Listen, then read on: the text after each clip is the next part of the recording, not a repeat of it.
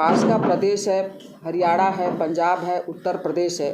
इन तीनों प्रदेश के जो किसान संगठन है और किसान संगठन के पीछे जो विपक्षी दल के लोग हैं, जो कहीं न कहीं हम कह सकते हैं कि जिस प्रकार से वहाँ पर खालिस्तान के नारे लगाए जा रहे हैं, वहाँ पर इंदिरा गांधी की हत्या हुई है, अब नरेंद्र मोदी जी की बारी है, इस प्रकार की जो आवाज़ें आ रही हैं, ये राष्ट्र विरोधी ताकतें हैं जो किसानों का हित नहीं चाहते हैं। ये जो 3 बिल लेकर आए गए, जिसमें कृषक उत्पाद व्यापार एवं वाणिज्य विधेयक है, किसान अनुबंध विधेयक 2020 है, आवश्यक वस्तु विधेयक है। तो जो विधेयक लाए गए वो पूरी तरीके से स्पष्ट है कि यह किसानों के लिए नए विकल्प उपलब्ध कराएगा।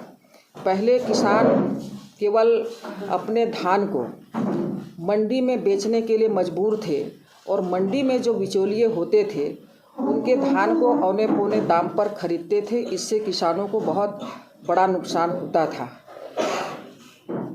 आज जो आंदोलन चल रहे हैं, देखिए मैं स्पष्ट रूप से कहूँगी कि उस आंदोलन में जो दिल्ली से पास का प्रदेश है, हरियाणा है, पंजाब है, उत्तर प्रदेश है, इन तीनों प्रदेश के जो किसान संगठन है और किसान संगठन के पीछे जो विपक्षी दल के लोग हैं, जो कहीं न कहीं हम कह सकते हैं कि जिस प्रकार से वहाँ पर खालिस्तान के नारे लगाए जा रहे हैं, वहाँ पर इंदिरा गांधी की हत्या हुई है, अब नरेंद्र मोदी जी की बारी है, इस प्रकार की जो आवाज़ें आ रही हैं, ये राष्ट्र विरोधी ताकतें हैं जो किसानों का हित नहीं चाहते हैं। इसलिए ये वे अपनी राजनीतिक रोटी सेकने में लगे हुए हैं।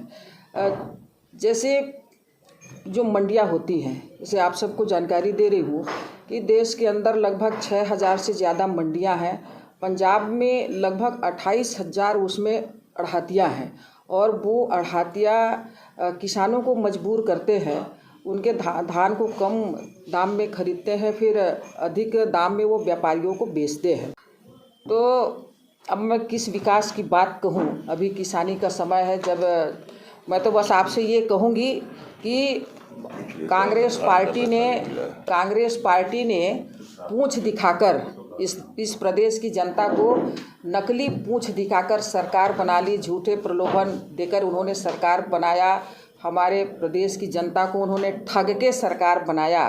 रहा किसानों की बात, 2500 रुपये समर्थन मूल्य से धान खरीदेंगे, केवल 1850 रुपये प्रति क्विंटल उन्होंने धान खरीदा। जो अंतर की राशि थी उसको 4 किस्त में देने की बात कही, वो किस्त अभी पूरी नहीं हुई है, फिर से दूसरे साल की खरीदी अभी चालू हो गई है। उन्होंने कहा था कि हम रमन सिंह के सरकार के समय का बकाया 2 साल का बोनस देंगे, उस बोनस का अता पता नहीं है। और उनकी जितनी घोषणाएं थी उसके बारे में आप सब जानते हैं कि अभी किसी भी घोषणा को पूरा करने की उन्होंने शुरुआत नहीं किया है। तो अब भूपेश बघेल जी जिन्होंने 36 प्रकार की घोषणाएं की हैं, तो उन घोषणाओं को शुरू तक नहीं किया है उन्होंने। जब मैं युवाओं की बात कहती हूँ, उन्होंने कहा कि युवाओं को हम 2500 रुपये प्रति माह भत्ता देंगे। 25 लाख से ऊपर यहाँ के जो पढ़े लिखे जो युवा बेरोजगार हैं, जिनका रोजगार कार्यालय में पंजीयन है, आप सब इस बात से आपको ध्यान होगा कि मुख्यमंत्री जी के दरवाजे पे एक युवा आत्मदाह कर लिया, वो सिर्फ बेरोजगारी भत्ता के लिए, रोजगार के लिए। तो ये काम की शुरुआत नहीं किए हैं। ये धान बेचने के नाम पर हमारे किसान यहाँ पर आत्महत्या कर रहे हैं, उनका हार्ट अटैक हो रहा है। देखिए मैंने तो सुना है, कांग्रेसियों के भी मुंह से सुना है, और दिल्ली में भी मैं इस बात को सुनी हूँ कि जब छत्तीसगढ़ प्रदेश में 18 में 68 सीट के साथ एक बड़े बहुमत के साथ कांग्रेस पार्टी जीत कर आई, तो उस समय के चुनाव में 4 बड़े नेता अपने अपने संभाग में बोले कि इस बार मैं मुख्यमंत्री बनने वाला हूं। तो यहाँ के नेता ने कहा तो इस संभाग में सारे लोग कांग्रेस को वोट दे दिए और सभी सीटों में कांग्रेस पार्टी के विधायक जीत कर आए।